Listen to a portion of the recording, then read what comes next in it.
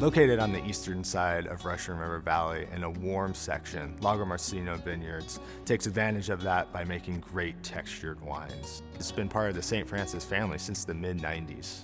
It's a beautiful rolling property, starts on the valley floor, heads up the hillside, and peaks out about 700-foot elevation.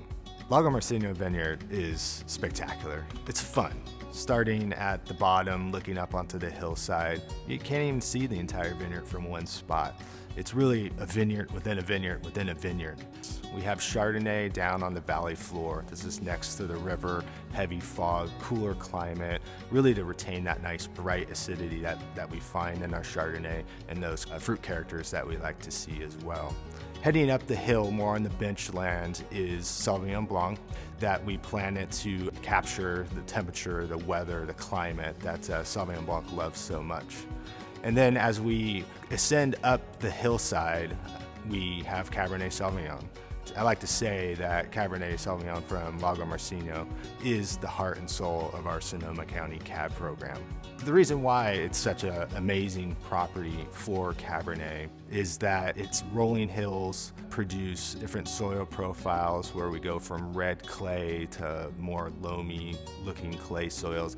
As the elevation increases, this leads to soils that allow themselves to drain really well. The vines are therefore put under natural stress, creating really intense flavors, colors, tannins. All the way to the top of the hill, these soils become much more rocky and cobbly, increasing the drainage, adding that important stress factor that we're looking for so that these vines can produce your classic hillside Cabernet, small berries on small clusters, intensifying the color, the tannins. And the great thing about this site is that while it's warm, it's still cool enough to retain a lot of great acidity.